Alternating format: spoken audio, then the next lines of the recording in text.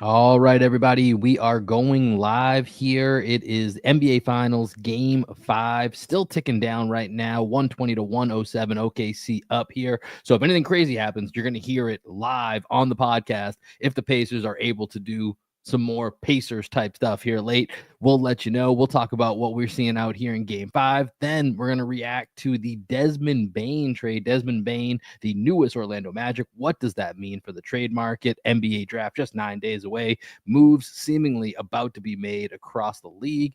And unfortunately, we will touch on the end of the Rafael Devers era. Rafael Devers era. There we go. I'll get that out for the Boston Red Sox. We'll touch on that. That and more all coming up here. Scream with Envy. You guys know the deal.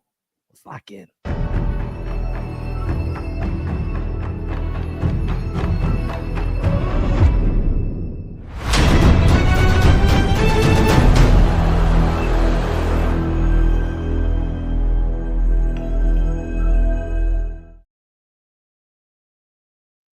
What up, what up, what up? Welcome into another edition of Green with Envy. As always, this is your boy Will Weir checking in.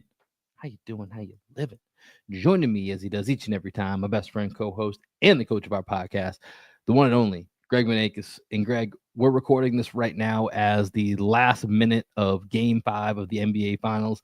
Seconds ticking off the clock here. It's an 11-point OKC lead. Looks like there will be no Indiana Magic in this one. As I was doing the intro, did get thrown off. There was a random white dude on the court for the Indiana Pacers, and I was like, "What happened?" Because the Pacers just never quit. And once Johnny Furphy makes an appearance in the game, I think that's the official and literal white flag for the Pacers on the night. Yeah, man. I mean, this was a fun game though. At halftime, I texted you actually pretty early on. I texted you like if this game gets out of honestly, I hadn't even started watching it. I was giving Mariana a bottle, and she had a really big poop earlier, so we were a little bit behind schedule. So I hadn't even started watching the game yet, and you sent me that, and I was like, had a feeling this game might get out of hand. Yeah, I think it was 8:15 Central Time, 9:15 Eastern. I texted you, if this game gets out of hand, let's just record the pod because I got a long day tomorrow. And then the Pacers were kind of just hanging around, 10, 15 points. And then all of a sudden, Pascal Siakam gets to like a 2-point game. I'm like, are the Pacers really about to win this game when it looked like they were dead in the water? Yeah, and then it went from that 2, it went to 7 so quickly, right? Like that was kind of the inflection point right there of where it the was game Siakam could hits the 3. Then I think there's an offensive rebound or like a broken play, and J-Dub, who was amazing tonight, hits a 3. And then it's the throwaway pass that Nembhard threw to Halliburton for the Kason Wallace. Nembhard was dog shit tonight. That was the worst I've seen him play. Him and Halliburton. That's kind of the story of this for the Pacers. Like him and Halliburton just had their worst games, right? Like Halliburton didn't hit a single shot from the field. The game just wrapped here. 4 points, 0 of 6 from the field for Tyrese Halliburton. And, obviously all the talking heads do way too much when it comes to, he needs to do 30 points. That's not his game, right? But he's not 4 points though, right? Like that's also not like that can't be the case. And just Nembhard, man, he's been so good, I think we got really exposed. You've been on Nembhard for a minute, but we got really exposed. Celtics fans did to how good Nembhard was last year, where even though, once again, it was a sweep, it was the toughest sweep that most people have ever gone through. And Nembhard was incredible in the Eastern Conference Finals last year. And that was where I think Halliburton didn't play for at least a game or two, right? Like I know he was injured. Maybe he played through it. I can't remember exactly. I think he played the first 2 and then missed the last 2, I think, if I remember. Right. And Nembhard was spectacular in keeping them in that game. So we knew how good Nembhard is, and he's getting a chance to shine with, the opportunities that he got, playing the Knicks in the conference finals and now being here on the main stage, and just a real rough night, some real head scratching turnovers from him that really just, between him and Halliburton is what didn't allow for the Pacers to be able to continue to they keep surprising me. Just every time I think the Thunder are going to overwhelm them, to your point, you look up and you're like, holy shit, it's a 2-point game. Are they doing this again? And it's just too much to overcome with that backcourt tonight. Have the Pacers finally earned your respect? I mean, they've had my respect. Have they, dude? You've been looking over them for the entire postseason. I mean, listen, I'm not hand up. They keep surpassing my expectations.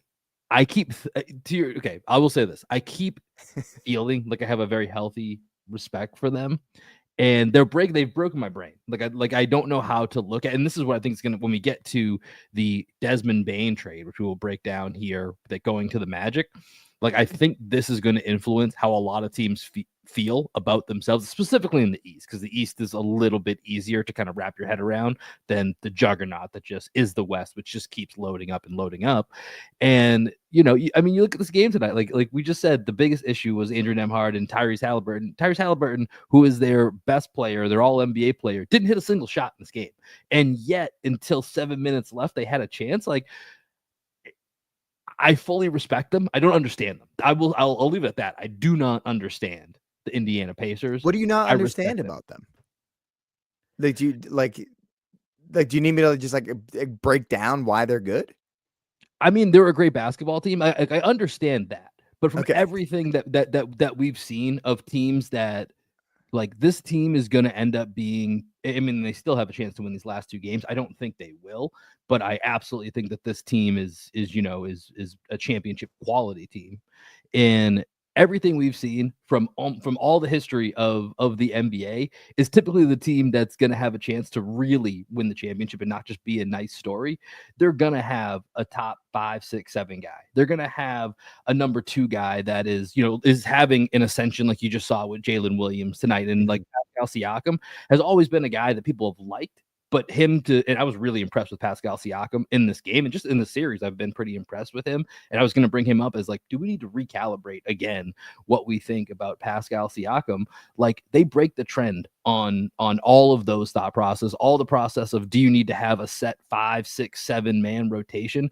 I mean, Connell and Obi Toppin and Benedict Mathurin, like it's kind of a crapshoot which one of them is going to end up being the guy that takes the Pacers to the next level. Tony Bradley is once again playing, and that's not necessarily a good thing, but he also, I don't think, was the reason that they lost. And the fact that you can put him into a game 5 in the 4th quarter and be like, yeah, we're going to go to our 3rd string big. Like, it's things like that break the team. Like, I understand why they're great. Like, they move the ball. They have guys that can do pass, shoot, and dribble. We talk about that all the time. Like, I understand the concept of why they're good, but for them to be at this level versus a team in the Thunder, which make a lot more sense traditionally. MVP, all NBA guy, fringe all NBA guy, and Chet on the way up, elite all NBA defenders around it. Like, it's just conceptually a lot easier to understand. The pace being able to continue to hang with these teams that have multiple all NBA guys, other guys, like that's the part that breaks my brain. Like, I get why they're good, but that's where I'm at with them. Yeah, I just like when I hear, because I've heard you use the term "break my brain." I think Zach Lowe may have even said that about, like, his brain is broken watching the playoffs and watching the finals. Like, I don't know, man. Like, when I see the Pacers, it's just so obvious to me why they're good. Like, and I've kind of been on this for a couple of years now. It's just like they have an identity and they play different than other teams in the league play, and they always play really hard. You know what I mean? Like, so much of the basketball that we see in the NBA is just homogenous. Like, everybody plays the same style. It's all high pick and roll. All the defensive schemes are the same. Everybody runs the same actions. And then you have this team that is just like, you know what? We have depth and athleticism and youth is what makes us special. And we have a top 5 coach in the league. And that's what we're going to lean into. And we're going to be different. And we're not going to try and be like in the past where people are like, okay, this is the mold. Team X, Y, or Z is exactly what we're trying to emulate. They're like, no, why are we trying to emulate teams when we do not have the personnel in order to do that? Why not try and break the mold and then just see what happens, right? And they're doing their own thing out there. And this is why I thought, I think I may have talked about it on a previous pod with Alex. I can't remember who I've talked to these days. Maybe it was one of the pods I was doing by myself, but it was like, when you look at the Pacers, you look at the Thunder, and you think about where basketball has been and where basketball is going, right? And it's like, these are the teams that are now other teams are going to try and emulate, because of the way basketball has shifted over the years and how difficult it is to play for 48 minutes and guard running out to all these shooters. I think Simmons talks about this a good amount, like how much more of a physical toll that takes on people's bodies, and like 82 games is just unsustainable, which is why so many people have to play less games, so on and so forth.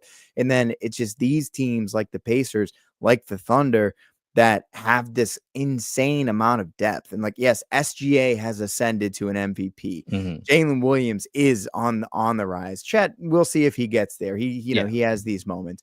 But then you look at the Pacers, Halliburton, is on the rise. Siakam, to your point, is getting better. And then you've got a guy like Nembhard played like shit tonight, but like who knows, in a couple of years, people might be like, oh, remember when no one realized how great Andrew Nembhard is? Like Mathurin is a third-year guy. Dude, Yep. Jalen Williams in his third year. What the fuck? Like That's crazy, right? that's crazy.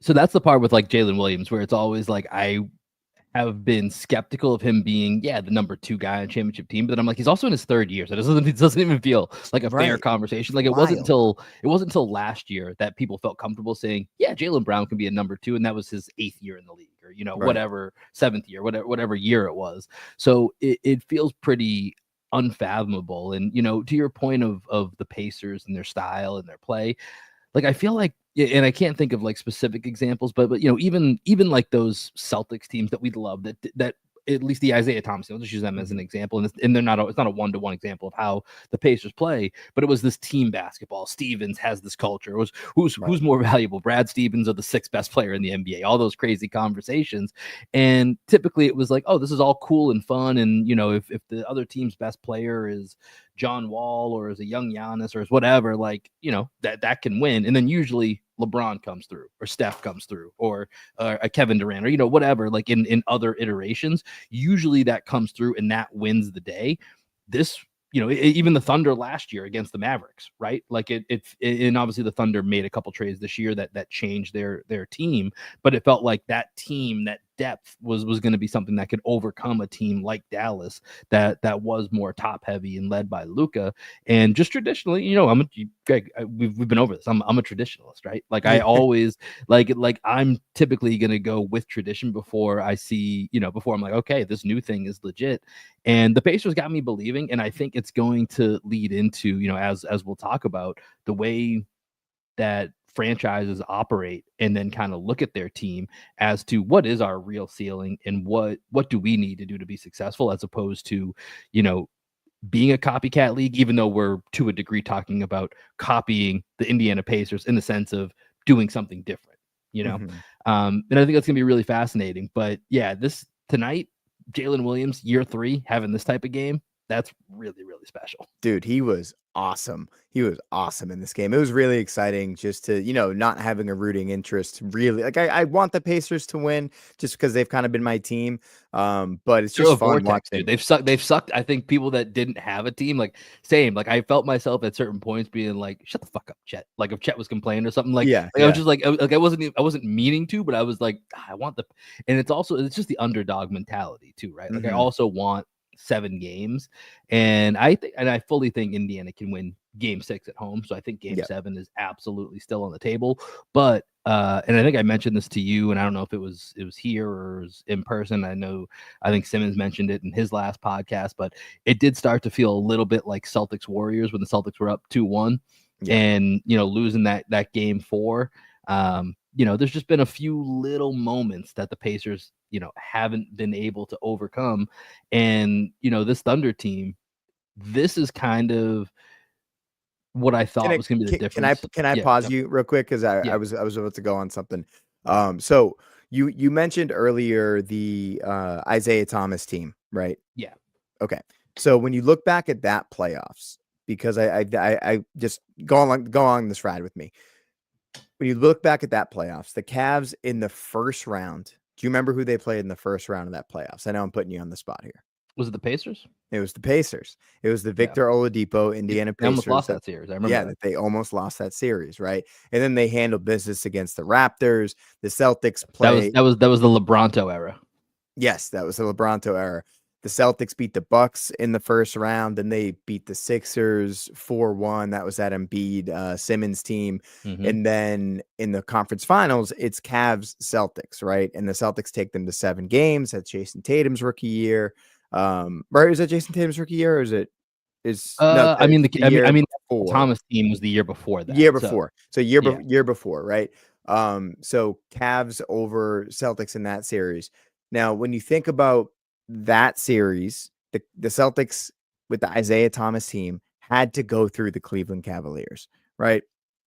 If the Cavs somehow lose to the Pacers in the first round, who knows? Maybe the Boston Celtics that year are in the NBA Finals, right? And Yep. maybe there's like all these people talking about that Celtics team like breaking a mold. Like I'm talking about the Pacers this year who didn't have to go through the Boston Celtics because the Celtics shit the bed against the Knicks in the Right. second round, right? So like I kind of get both sides of it here, but I just think there's something different about what the Pacers bring to the table that is a little bit more sustainable than what was with the Boston Celtics before, because Right. as we saw after that, they were like, you know what, this isn't sustainable. Let's move on.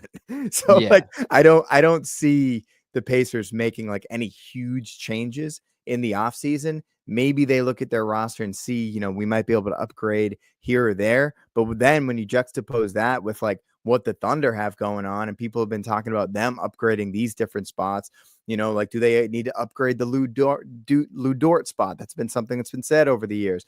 Aaron Wiggins was mentioned as a spot they might need to upgrade over during the season. Kason Wallace, and both of those dudes go off in this game. You know, like all these things. And when you think about the Hartenstein and Caruso pieces, maybe those are the types of moves that the Pacers need to make in order to bring their team to the next level, assuming Halliburton and Siakam continue to rise.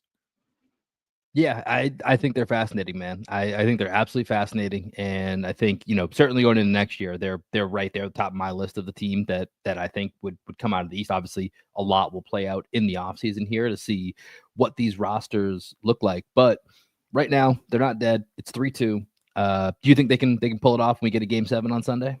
No, this was my prediction. I said Thunder would win the final three to win the series in 6. I'm sticking with it. Yeah, I'm pulling for a Game 7. I love the drama because right now we were deciding if we were going to record early, and it just felt like I don't know if we can, right? Like I don't want to get caught off here and miss this, you know. But then once we see Johnny Furphy in, let's hit the red button. Well, Let's this go series live. needs an overtime, right? We haven't had an overtime in Yeah, this that's a good series. This point. series needs an overtime, so maybe Game 6 will be that overtime game. Yeah, so we'll have to see. We'll have more on that as the NBA Finals wraps up. Thunder up 3-2 on the Indiana Pacers. In other major NBA news that broke just a day ago, everyone's been saying this is going to be a very busy offseason. We've actually even got reports the Celtics are looking to trade up in the first round. By the way, Greg, NBA draft 9 days away. Still so weird to me how the NBA draft is so close to the finals, just like runs right up against it. So we may see a flurry of moves coming here. Of course, Kevin Durant, will he or won't he? He's kind of low key the biggest drama queen in the NBA. Like, I feel like there's just always this unhappiness, and will he or go here, or won't he go here? Like, I don't know. Honestly, as much as I love watching KD hoop, it gets a little annoying, a little tiresome. So we'll see where that ends up. But the first domino did get knocked over the other day. We had a big trade between the Memphis Grizzlies and the Orlando Magic. Memphis sending Desmond Bane to the Orlando Magic, a team that we had mentioned in different Drew Holiday scenarios. They send out Kentavious Caldwell-Pope, Cole Anthony, 4 unprotected first-round picks, 3 of their own, 1 of belonging to the Phoenix Suns, and then a first-round pick swap for Desmond Bane to come to Orlando. Greg, I know we texted a little bit about this, but haven't got your just unbridled thoughts on it. So hit me with it. What you got? Seems like an overpay, but I don't think that's like breaking news or anything original. Like the Suns pick is the jewel of that, right? Because that's next year's pick swap, I I believe it's think. 26, I Yeah. believe, is when they get it. There's some weird kind of, you know, it like Washington is for some reason. But I don't know. There's a So, couple different stipulations, but they should get that pick. what I understand is they get the best pick, right? So Yes, the I believe Grizzlies will get the exactly. best pick. They can Yeah. either get the Suns or the Wizards, whichever one is the best pick, they get that. Which both So teams are good picks to have. Yeah. pretty good chance there. I mean, for the Magic, it makes a lot of sense in terms of just like the player fit, right? Desmond Bane is one of the best shooters in the league. He's like always over 40%. He's still 26 years old. He's a decent defender. He's tough. He's gritty. I think that he can run a little bit of pick and roll. He's had to do a lot of that because John Morant just never plays basketball. So I think we've gotten to see enough out of Desmond Bane over the last couple of years where you're like, you know what, this dude can actually do something. And when you look at the Magic roster, what people have been talking about over the last couple of years is they need a point guard, right? Jalen Suggs and Desmond Bane with what Paolo and Franz can do. When you look at what the Thunder are doing, you look at what the Pacers are doing, there's enough talent there and ball creation there in order for them to run some sort of equal opportunity offense. The question has been, do they have enough shooting? With Suggs' improved 3-point shot, with Desmond Bane being over 40%, I think now you're starting to talk yourself into that team having enough shooting, pending Franz Wagner's jumper coming back. Yeah, Franz got to figure that out. Got to for sure got to figure that out. But honestly, I'm into this move. I was with you where I think initially I was like, man, this feels like an overpay. But like I thought about it some more, and I was like, would I not consider this an overpay if it was 3 picks instead of 5? You know what I mean? Like, like where was the line? Because ultimately, right, like Desmond Bane for Kentavious Caldwell Pope and Cole Anthony, done. Check that all day, every day. Like that's an easy upgrade, especially for what the Magic have been missing. And I think you hit the nail on the head that I think is a big part with Bane that I think people will see with this Magic team is, the blessing for him of John Morant just never being available. So he had to handle the ball a lot more. And so he actually is, pretty good with the ball in his hands. And even when John Morant played for the Grizzlies, like they were, to Taylor Jenkins' credit, he was happy to let Bane still initiate some of the offense. So that's not going to be a foreign place for him to be able to. And now you have 4 guys that are all comfortable with the ball in their hands, right? And so now it's just how does it all work off to get, when one of them's off the ball. And for Bane, he's going to have the easiest time where now he's just going to be that guy that's creating space. So I love the fit. And when you think about for Orlando, like what, you can sit on this offer or sit on this package that you gave up. And it's like, but what are you waiting for? Like Bane's a pretty good fit for everything that you're missing that you need. Like, think about how many people that might come available that are really going to fit what you're looking for. Like that's a really good option. And then from a value standpoint, maybe this is just the value of these type of guys. Like it's Mikal Bridges, also 5 picks. Rudy Gobert, who I think has a longer list of accomplishments, but to be your 3rd best player on what you think can be a championship contending team, 4 or 5 picks. Like that is kind of to a degree where that value is trending, right or wrong. And one of the things that I think about is this is 2 things for Orlando. One, obviously a bet that Paolo is indeed top 10, 15 all NBA guy, which I'm very big. I think we're both fans of Paolo. I'm very big in on Paolo, thinking that he's a dude, like a big time dude. And then number 2, and this is one I kind of thought about, a little while after like digesting this trade. The Celtics are the first team that are really going to have to deal with, okay, we've got 5 guys making over 30 million. This is clearly not going to work financially. We got to figure out what this looks like. The Magic are now going to have 4 guys that are roughly in that high 20, 30 plus range once Paolo's Supermax kicks in here. And so by the time you get to that 2028, 2030 range, like there's a good chance you're going to have to trade one of these guys anyways, and you're probably going to get some picks back along that timeline. So to me, when you're making this trade, and these guys you mentioned, Bane's only 26. All these guys are 26 and younger. I believe he's the oldest out of those 4 guys they have.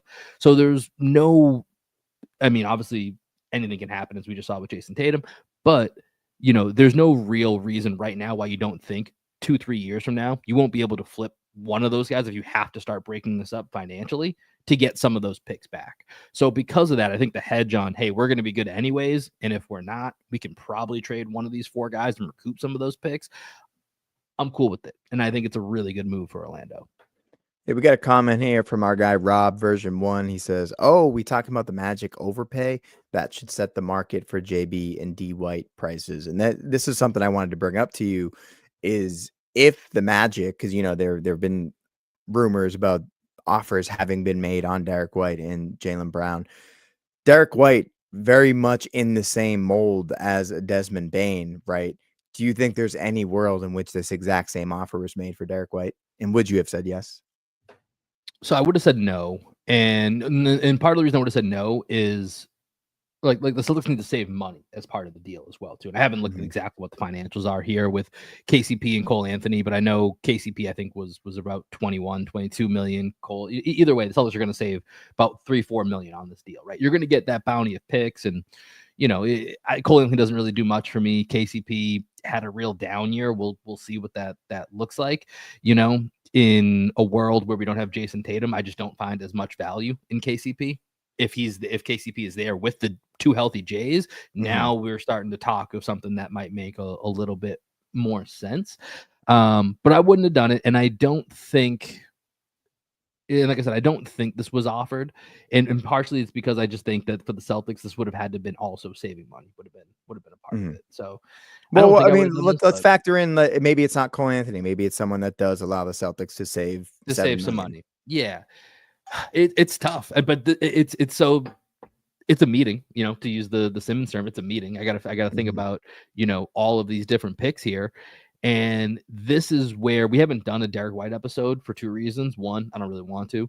And two, like it's too hard to do it because who doesn't want a Derek White, right? Like who Right. doesn't Derek White fits into every single team that's trying to win a championship. Mhm. And so the value for him is just if they're coming to ask Brad about Derek White, he's just got to pull up the Mikal Bridges trade. He's got to pull the Desmond Bane trade and say, if you're not anywhere close to this, like, don't even bother opening your mouth right now. Like, Right. this is where it starts. And we can talk about if you have a young player that's coming back, if you have like more picks or whatever, but this is where the value has to be in this range. Um, I have a real like attachment to Derek White, so it's just hard for me to say yes that I would have done this, but I would have had to think about it for sure. What about you? I would have said no. I would have said no.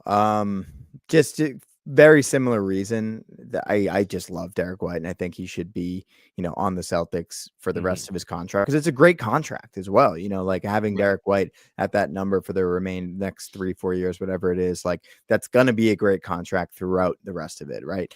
Um, and I just want the Celtics to try to be competitive next year, man. Like I do not want to go the tank route. I want to see what Jaylen Brown can do as a number one guy. I want to see Derek White. I want to see Peyton Pritchard all get the opportunity to step their games up.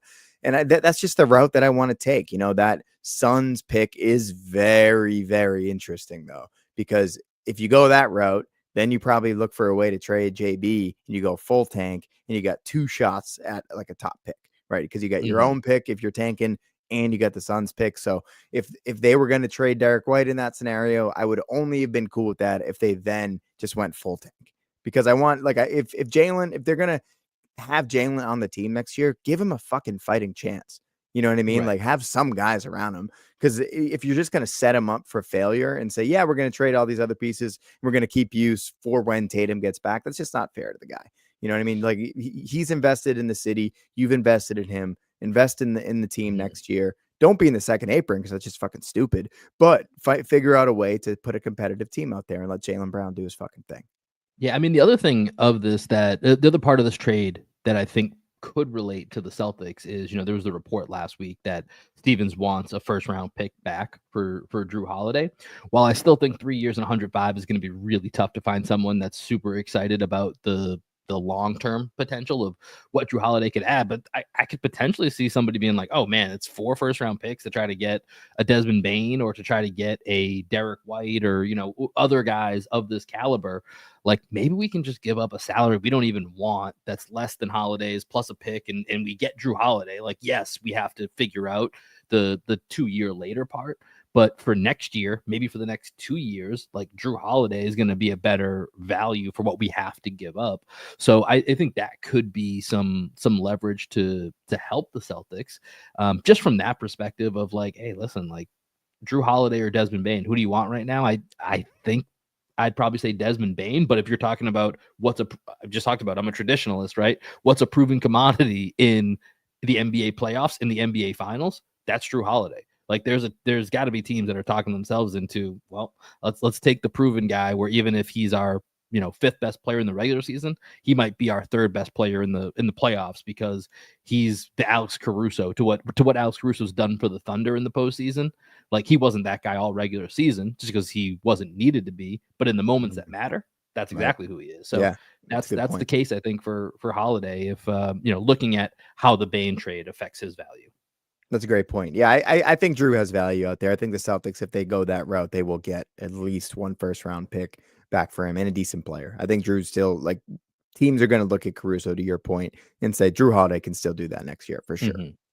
Yeah, and so it'll just be a matter of the contract. So we'll see. We've got, like I said, 9 days until the NBA draft. Celtics got pick number 28 and pick number 32.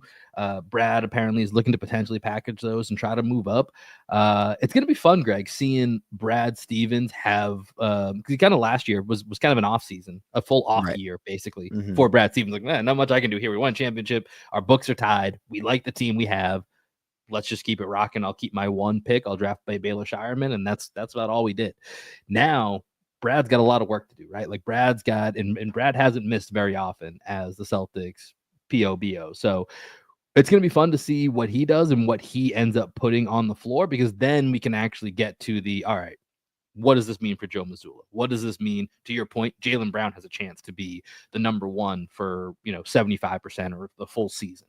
What does that then look like? And we can get into that, but we can't do any of that until we know what this roster looks like. So I think it's going to be really interesting to see how Brad moves over the next, week and a half to, month and a half, whatever it may be, that this really kind of like hot stove season is going to be here in the NBA.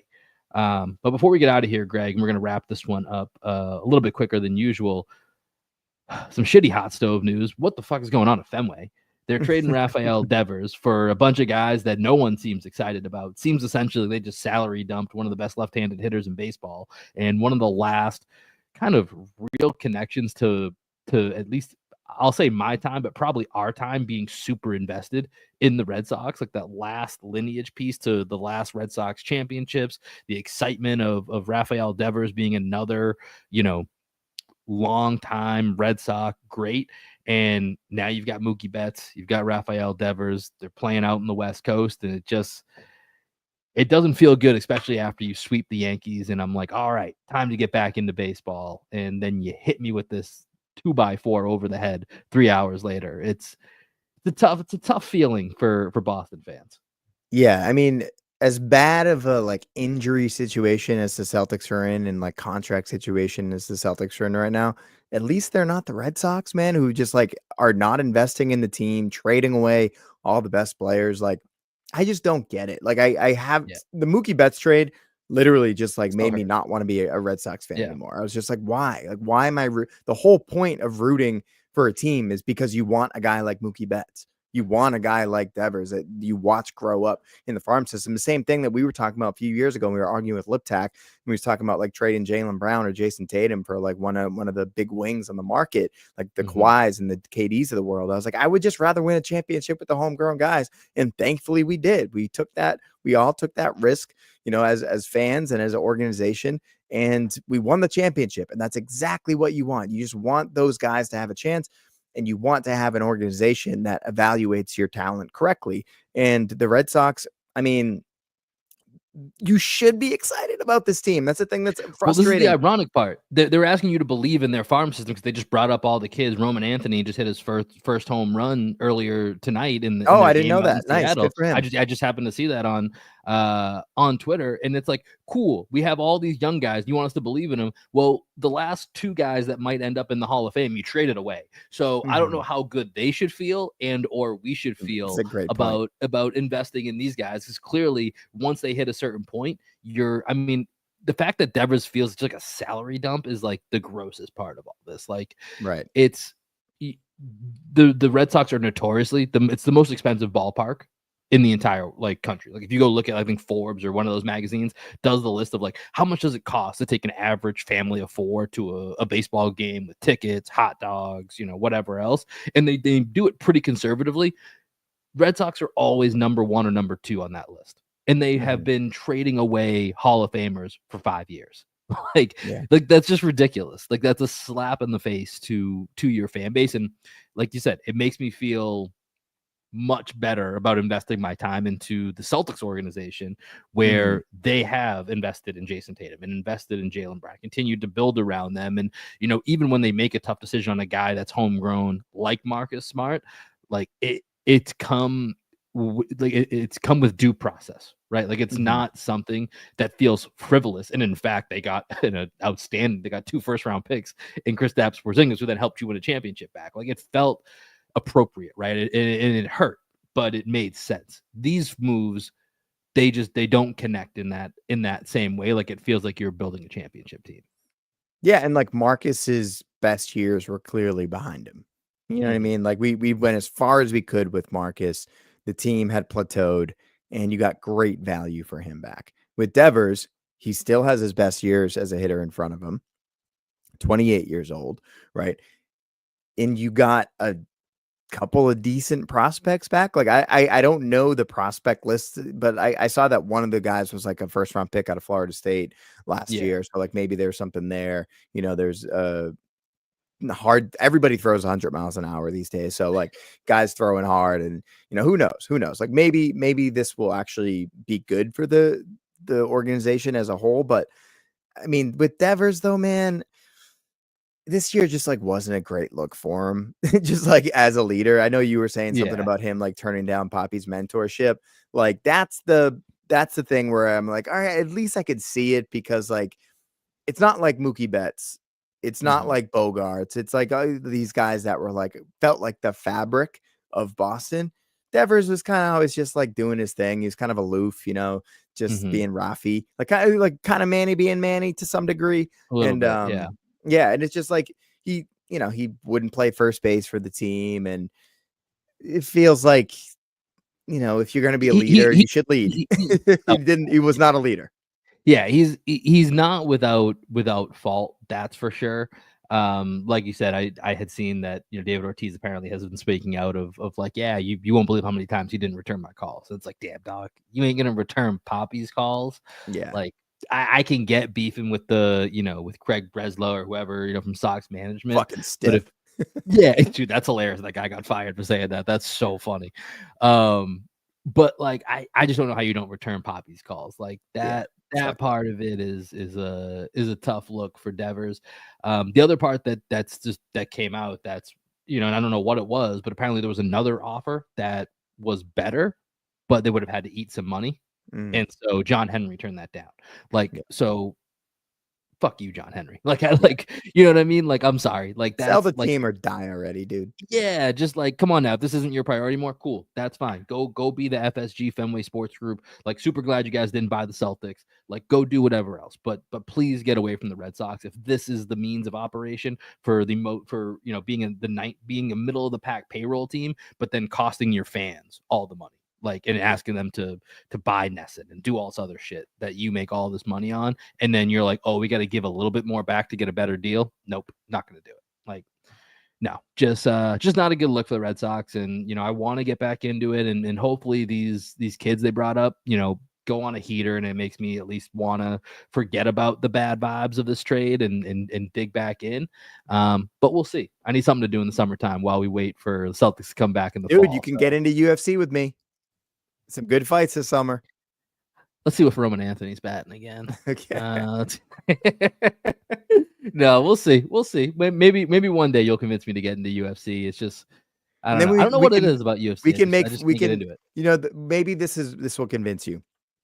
The UFC broadcast does the most annoying fucking thing in the world right now, where Trump goes to like all the pay-per-view events, and Dana White like walks out with Trump, and then everybody like fucking bows to the guy like he's like Mao Zedong or some shit. And I'm just like, what do we do? Like, you guys are so fucking stupid. Like, all these I have a question. This is your pitch to get me to watch? Yeah, so that we can make fun of all the people that are like, okay. So we can hate watch that part of it together. Yeah. Okay. Yeah. I got you. I was like, this is like, I was like, this is not the pitch to get me to watch. Like, I don't understand like the need for people to like treat him like he's a demigod. Like, I just like, what, like, how do you have zero self-respect? Like, you didn't, like, people didn't do this for like any president ever, and then all of a sudden you're just like, oh, Donald Trump, like, oh, blah, blah, blah, blah. Like, what do you? It's so stupid. I don't get it. I don't understand it. Yeah, I mean, how we're here as a society in that political realm, I don't get it. Did you see the pictures of his parade? I did not. I tried to avoid them. Was it bad? They're just like very depressing. Like if you're a Trump person, you're like, oh, not a lot of people went. Yeah, and then weren't they paying the people that did go there? Like that Probably, wasn't. dude. Who Yeah, knows, man? Everything's AI. Everything's doctored. yeah. Who knows, Which is man? shocking they didn't just AI a bunch of photos of like, look at this, the best Right. parade anyone's ever had. Can we just have a So, normal world? Like, what the hell is happening? Can we just have a normal life? dude, I would love to raise a daughter in a normal world. That sounds really, really nice right about now. So, well, our basketball world, it will resume here as the NBA finals have a few games left here and then the NBA draft coming up. So we should have some movement. So we'll have more coverage for you on that part of the world. Good luck to everybody with the rest of the world, because that's going to be a lot more difficult than what we're talking about here. We're trying to figure out aprons and draft picks and, swaps and whatever it may be. But we'll do all that part for you. You guys do whatever you can for the rest of your lives, because it's going to be a lot more difficult. And we will check back in with you later in the week. Greg, I know you're going on vacation next week, so maybe we'll try to get one more in before you're out. And everybody, enjoy the rest of your week. Peace.